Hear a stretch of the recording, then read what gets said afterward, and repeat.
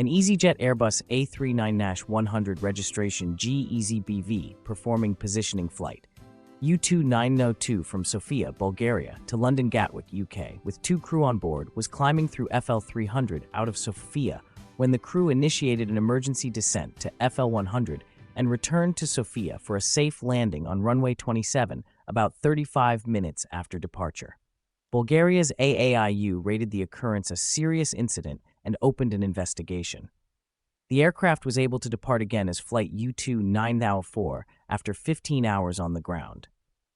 On June 13, 2024, Bulgaria's AAI released their final report concluding the probable cause of the serious incident was root cause, disruption of the technological process of the installation of the aft cargo door pressure seal during the base maintenance activities by the maintenance crew of Lufthansa Technik Sofia, which resulted in a significant cabin leakage. The AAI analyzed the first aspect relates to the installation of the pressure seal on the aft cargo door during the aircraft's 16-year base maintenance at Lufthansa Technik Sofia.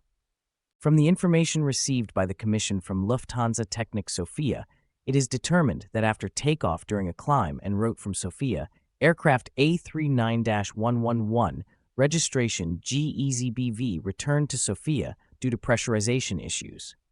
Post-flight inspection revealed an incorrectly installed pressure seal on the aft cargo door, with the inflation holes located on the outer side of the seal, which caused excessive air leak and loss of cabin pressure. The insufficient cabin pressure is a serious risk for the flight safety of all occupants on board. Based on the conducted interviews, the note in the aircraft maintenance manual for the correct position of the inflation holes has not been used by the staff in order to verify the correct position of the seal during installation, neither during the independent inspection.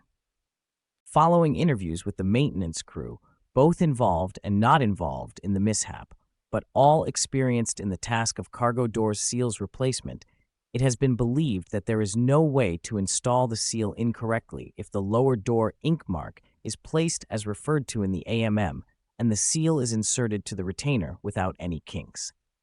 The alert by the operator for recent cases of incorrectly fitted cargo door seals, which have led to flight diversions, has not affected involved staff's confidence in doing the job correctly, even though they have been aware of it prior to doing the job. Also, the task is rather frequently performed in the last years, which, as stated by the staff, makes them less prudent to the details or if there is something wrong. The task is set to be performed as independent inspection because it's originating from mandatory safety bulletin for which an airworthiness directive is due to be published.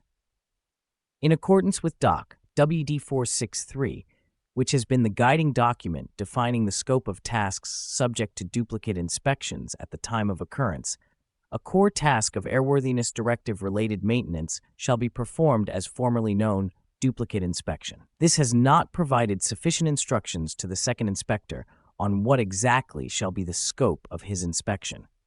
According to the information received from Bulatsa, the explanations of the flight crew of aircraft A319-111 registration G-EZBV, and the one set out in paragraph 2.1.2, during the flight in the controlled airspace of Sofia Control VBL sector, the aircraft correctly executed the instructions of the ACO to climb after takeoff from LBSF.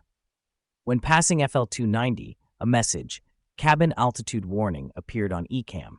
The cabin altitude was rising rapidly to about 9,000 feet, resulting in low cabin pressure.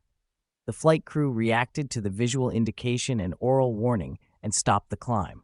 They also donned their oxygen masks, notified the ATC, declared Mayday, and made the decision to return to LBSF.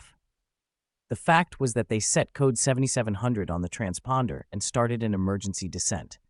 During the descent, the cabin pressure slowly recovered and at 10,500 feet reached normal values.